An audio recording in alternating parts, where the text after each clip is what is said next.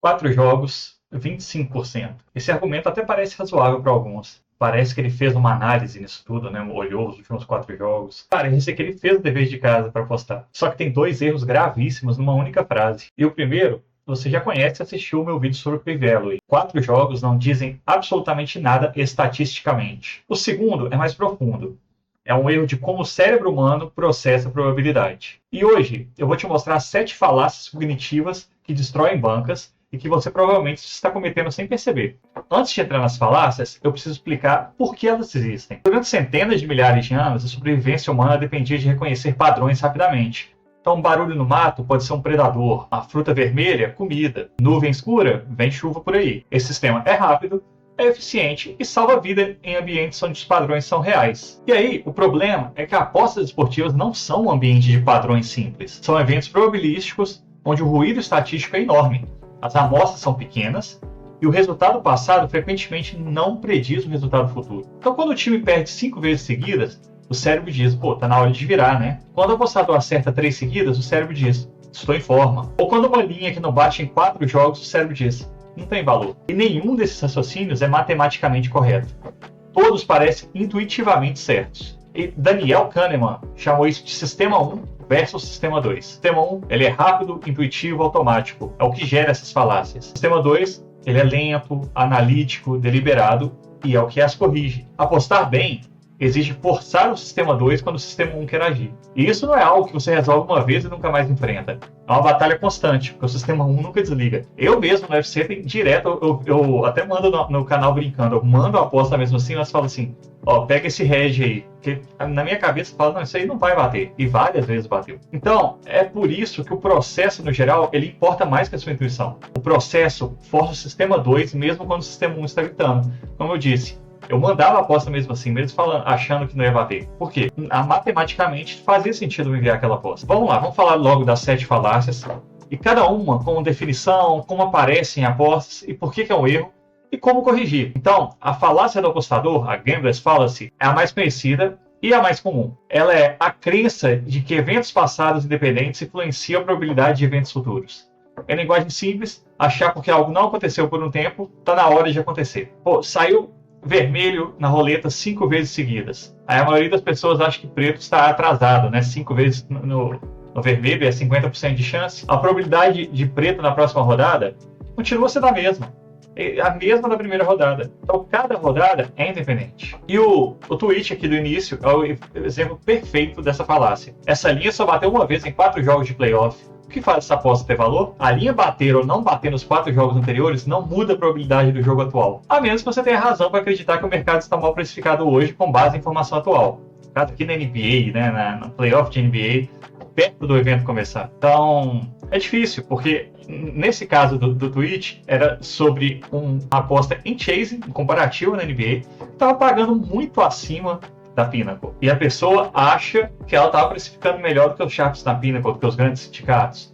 Isso aqui é muito perigoso. E eu peguei esse tweet antes mesmo de saber o resultado do evento. Independente de estar certo ou errado. Eu peguei isso ontem, na segunda-feira, dia 27 de abril. E aí no dia 28, quando eu vi, bateu. A aposta bateu e o cara estava lá falando. E eu tenho certeza que com todo mundo que sabe apostar, zoando ele deve ter guardado esperando o jogo terminar para falar, olha, eu estava certo, como se que fizesse uma aposta cebola ou green ou red, né? Eu tô fazendo esse vídeo muito antes do que ele vai ser postado, porque eu vou estar em viagem no início de maio. Então, para não ficar uma semana sem vídeo, eu já tô gravando esse aqui. Ele vai no ar no dia 7 de maio, se não me engano, mas eu tô gravando ele no dia 28 de abril. Então, outros exemplos comuns aqui. Esse time perdeu os últimos 3, tá na hora de ganhar. Esse lutador foi nocauteado 2 vezes seguidas, vai com cautela agora. Eu aposto que esse jogador vai errar o próximo lance livre, ele errou os últimos 2. E cada jogo, cada evento, cada lance livre é um experimento novo.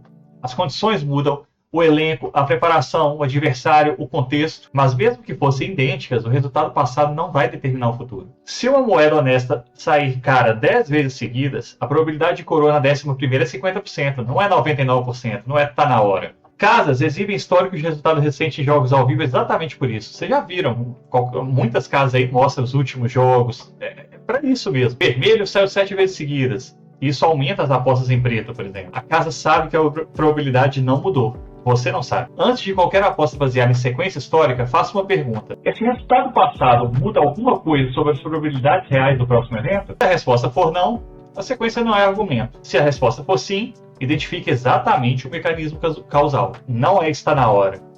O time está cansado por causa de X, ou o mercado está mal precificado por causa de Y. A segunda falácia é a falácia da mão quente, hot hand fallacy. É o oposto da falácia do apostador, e igualmente destrutivo. A crença de que uma sequência de sucessos aumenta a probabilidade de sucesso futuro, que o agente está em forma. Você acertou 5 apostas seguidas. A sensação é de que está num momento especial, que sua análise está afiada, que o método está funcionando perfeitamente. Aí você aumenta a stake. Aposta em mais mercados, baixa o critério de entrada, ou então, você segue um tipster que acertou 6 seguidas. Você acha que ele está numa fase especial e aumenta a exposição exatamente quando a regressão à média está chegando. Isso é um erro porque em apostas esportivas, 5 acertos seguidos podem ser simplesmente variância positiva no método com edge modesto, ou mesmo no método sem edge nenhum. E o que muda quando você acerta 5 seguidas? Nada sobre a probabilidade das próximas apostas. O que muda é o seu estado psicológico. Estados psicológicos alterados levam a decisões piores. E aqui tem uma exceção. Existe um caso onde sequência de sucesso é informação relevante, quando ela indica que o modelo subjacente está funcionando melhor do que o esperado. E isso requer uma amostra grande, não as 5 apostas, e requer que o CLV seja positivo consistentemente, não só que os resultados sejam green. E como corrigir isso? Defina stake e critério de entrada antes da sequência começar, e não mude durante ela. Se sua regra é apostar 2 unidades em aposta com CLV estimado acima de 3%, continue apostando 2 unidades. 5 greens não vão mudar essa regra, 5 reds também não. Vocês podem ver que na sequência de red que eu tive em fevereiro, quem está no canal viu, continuei apostando da mesma forma, mandando o mesmo tipo de aposta, do mesmo jeito, sem forçar nada. E aí veio março no green, abril vai vir no green, como eu disse, hoje é dia 28. Mas já está garantido, a gente tem mais um evento só, que é o One Championship na quarta-feira, dia 29, fechar o mês, mas a gente já está lá para mais de 20 unidades de lucro. Então já podemos falar, né, que vamos fechar abril no lucro também. Então vamos para a falácia 3, que é o viés de recença, o recense bias. A definição dele é dar peso desproporcional a eventos recentes em relação ao histórico completo. Então, por exemplo, nas apostas, um time ganhou os últimos 3 jogos com performances dominantes. Você precifica esse time como se os 3 jogos recentes definissem quem ele é, ignorando que o histórico completo da temporada mostra um time bem mediano. Ou o inverso, o lutador perdeu as 2 últimas lutas de forma convincente. Você o descarta completamente, ignorando que ambas as derrotas foram contra o top 5 e que o nível da próxima luta é muito menor. Isso é um erro porque eventos recentes são estatisticamente uma amostra menor dentro do histórico completo. Dar a eles peso desproporcional é matematicamente equivalente a usar uma amostra menor quando você tem uma maior disponível. Amostras menores têm mais variância, o que significa que você está buscando sua estimativa em dados menos confiáveis. Então aqui, um time com histórico de 30 jogos, um win rate de 52%. Os últimos 5 jogos ele ganhou 4, então 80% dos jogos. E qual que é a melhor estimativa da probabilidade real do time? A maioria vai usar 80%, porque está mais relevante, né? Os últimos tá numa crescente. Estatisticamente, a melhor estimativa é uma média ponderada que dá mais peso ao histórico maior, não menos. E isso a casa explora com as linhas de abertura costumando refletir o histórico completo com mais precisão do que a maioria dos apostadores. Então, quando o time tem uma sequência ruim recente, o público aposta contra ele, e a linha move. Essa ineficiência criada pelo viés de recência é onde o Sharpe vai encontrar valor. Então, para corrigir isso,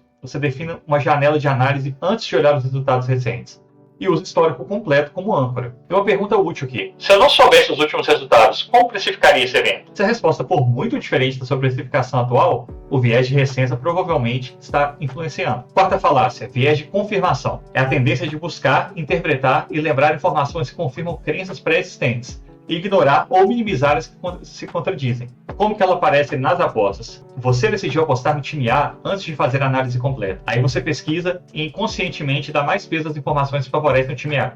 Estatística que confirma. Viu? Como eu sabia? Estatística que contradiz. Ah, mas isso é uma partida time. Ou então, você tem um método que acredita ser lucrativo. Quando dá green, é prova de que funciona. E quando dá red, você fala, era variância. A gente vê muito guru fazendo isso, né? Explicação do red. Todo mundo já viu essa. Você nunca revisa a hipótese porque toda evidência é filtrada pela crença prévia. E isso é um erro porque o viés de confirmação é particularmente perigoso porque ele é silencioso.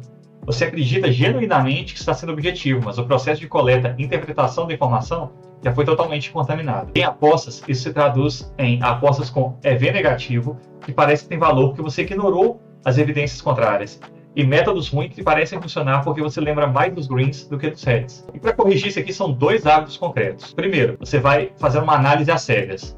Você vai fazer sua precificação antes de ver as odds da casa. Você sabe que a casa está pagando 2,10 no time, inconscientemente você começa a procurar razões para justificar essas odds. Segundo, o argumento do advogado do diabo. Antes de confirmar qualquer aposta, dedique 2 minutos a construir o melhor argumento possível contra ela. Se você não consegue construir esse argumento, você não entende o mercado bem o suficiente. Falácia 5. Viés de resultado, resulting. Esse é o menos conhecido do 7 e o mais insidioso para quem tenta melhorar como apostador. E a definição dele é avaliar a qualidade de uma decisão com base no resultado, em vez de na qualidade do processo que levou a ela. Então você faz uma aposta com um EV positivo claro, odds 2.20 e uma probabilidade que você estima em 55%. Matematicamente é uma ótima aposta. E aí dá hedge. Aí você conclui, pô, Foi uma aposta ruim, não bateu. e aí, o inverso também acontece e ele é mais perigoso. Você faz uma aposta por impulso, sem processo, com um EV provavelmente negativo. E aí a aposta bate. E você conclui, pô, Foi uma boa aposta, minha intuição estava certa. e aí vai reforçar o comportamento ruim porque o resultado foi positivo. E em qualquer processo probabilístico, resultado e qualidade de decisão são variáveis separadas. Um cirurgião pode tomar todas as decisões certas e o paciente morrer por complicações imprevisíveis. Por outro lado,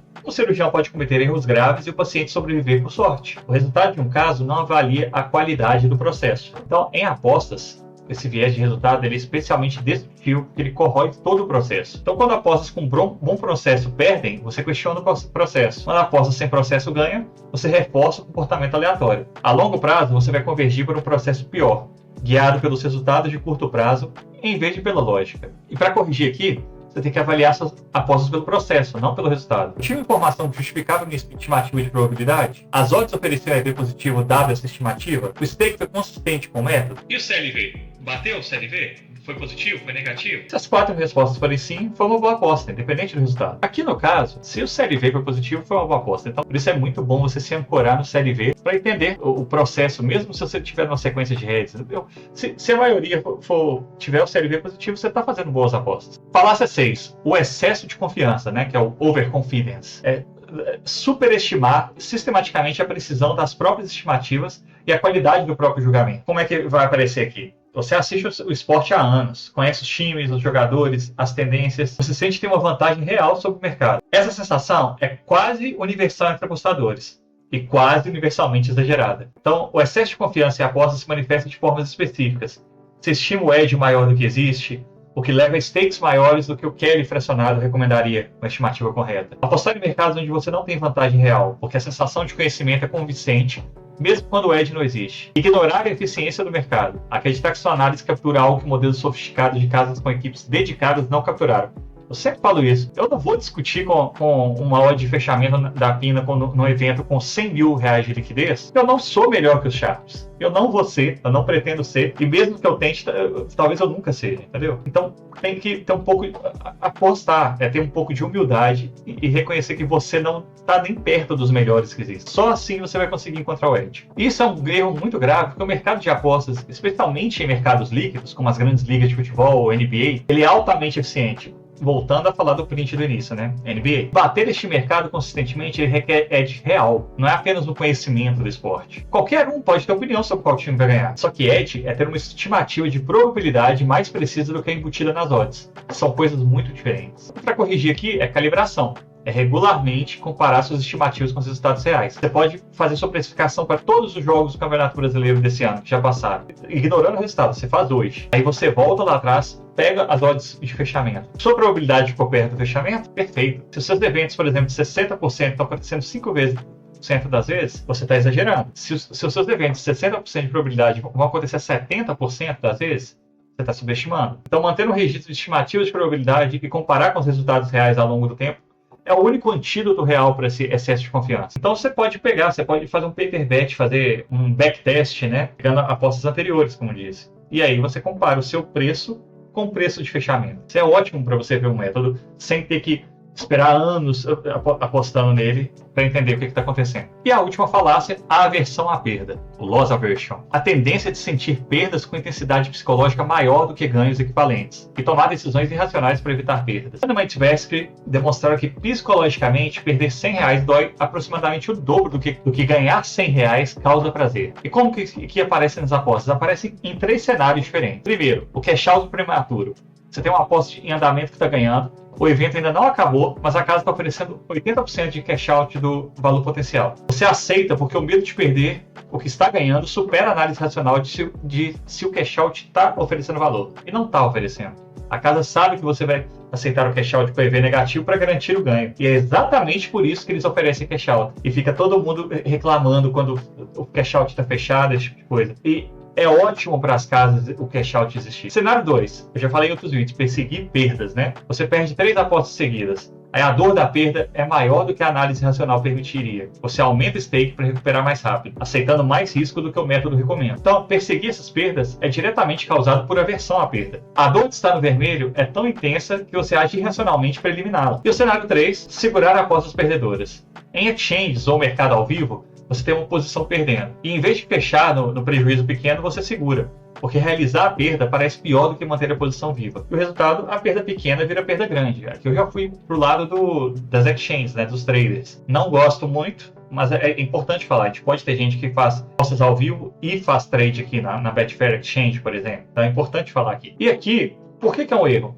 A simetria psicológica entre ganhos e perdas não corresponde à simetria financeira real. R$100 perdidos e R$100 ganhos têm o mesmo valor monetário, mas o cérebro não trata igual. Quando você toma decisões baseadas nessa assimetria psicológica em vez da financeira, você está sistematicamente tomando decisões com EV negativo para aliviar desconforto emocional. E como a casa explora? Com cash out, com seguros de apostas, aquelas apostas de recuperação, né, que eles dão aqueles produtos. Aposte tanto e se perder você tem não sei quantos % de volta. Todos esses produtos eles são desenhados explicitamente para apostadores com aversão à perda. A casa oferece certeza em troca de EV. E a maioria aceita porque a dor da incerteza supera a análise racional. E como corrigir isso? Separa a decisão da emoção com uma pergunta simples. Se eu não tivesse nenhuma posição aberta agora, eu abriria essa aposta com essas condições? A resposta for não, feche. A posição atual não deve influenciar a sua decisão. Então, a dor emocional aqui não é um argumento para manter a aposta aberta. Isso é normal. Isso aqui eu não estou falando que eu não tenho nada disso. Até numa fase ruim, igual fevereiro mesmo, a gente ficou longe de perder o lucro de janeiro, só que já começava a incomodar. O negócio é, uma coisa é incomodar, outra coisa é afetar suas decisões. Pode te incomodar, se não afetar suas decisões. Você tem que saber separar. Então, por isso que é muito importante você se ater a números e não a sua cabeça. Eu já falei em outros vídeos que emocional é desculpa. Só que ao mesmo tempo, para quem não tem conhecimento, acaba não sendo uma desculpa. O emocional acaba afetando, como nos 7 vieses que a gente acabou de falar, né? Então aqui, você acabou de ver 7 falácias. E agora, deixa eu só te mostrar por que as casas de apostas adoram cada uma delas. Não é coincidência que os produtos mais lucrativos para casa são exatamente os que exploram essas falácias. Apostador em sequência positiva aposta acumulador maior. As múltiplas, né? A casa adora o juiz acumulado em cada perna das múltiplas. Já tem um vídeo sobre múltiplas, dá para fazer múltipla boa, só que é diferente do que todo mundo acha que é. Você pode ver, eu vou deixar o card aqui. Ou então, vermelho sai 8 vezes aqui na roleta, e eles colocam isso em destaque. As casas colocam em destaque isso 8 vezes. Por quê? Vai aumentar as apostas em preto.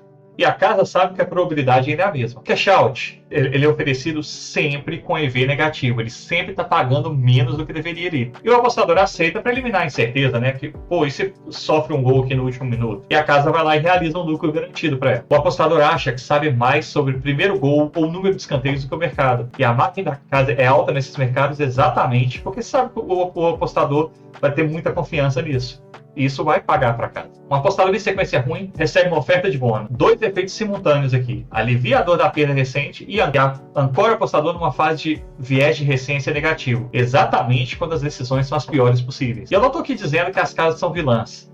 A gente já falou sobre limitação, esse tipo de coisa. Elas entendem a psicologia comportamental melhor do que a maioria dos apostadores. E usam esse conhecimento nos produtos que se envolvem. Elas estão buscando lucro assim como a gente está buscando o nosso lucro. 7 falácias. Todas comuns, todas custosas e todas corrigíveis. Conhecer essas falácias não as elimina, como eu disse. A gente sente também, até quem tem anos apostando, sente, só não pode deixar ela tomar conta. Então o sistema 1 vai continuar gerando esses impulsos para sempre. É assim que o cérebro funciona. Só que o que muda é que agora com esse vídeo você tem um nome para cada impulso e nomear um viés é o primeiro passo para não agir em cima dele. E na próxima quinta-feira tem mais.